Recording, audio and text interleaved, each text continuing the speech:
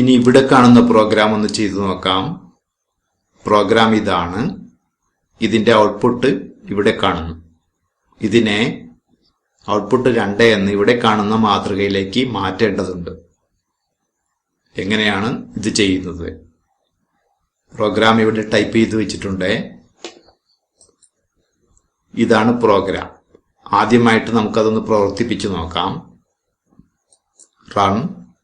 Run module. ഇനി ഇതിനെ ചോദ്യത്തിൽ കാണുന്നത് പോലെ ഈ മാതൃകയിലേക്ക് മാറ്റാൻ പോവുകയാണ്.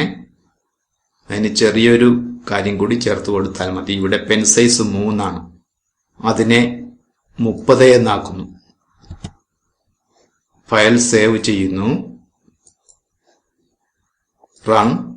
റൺ മൊഡ്യൂൾ എന്നത് പ്രവർത്തിപ്പിക്കുന്നു. ഇപ്പോൾ ചോദ്യത്തിൽ പറഞ്ഞ മാതൃകയിൽ പാറ്റേൺ നമ്മൾ നിർമ്മിച്ചു. ഇനി ഇതിനെ താഴെ പറഞ്ഞ രീതിയിൽ സേവ് ചെയ്യുക. ഹോമിലെ exam10ൽ രജിസ്റ്റർ നമ്പർ, ചോദ്യ നമ്പർ എന്നിവ നൽകി സേവ് ചെയ്യണം.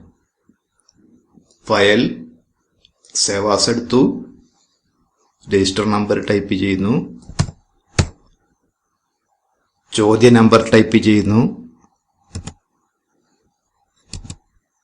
py എന്ന എക്സ്റ്റൻഷൻ കൊടുത്തു.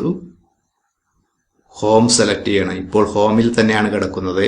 അതിലെ exam10 സെലക്ട് ചെയ്യേണ്ടതുണ്ട്. exam10 സെലക്ട് ചെയ്തു. അതിൽ ഡബിൾ ക്ലിക്ക് ചെയ്തു തുറക്കുന്നു. ഫയൽ സേവ് ചെയ്യുന്നു.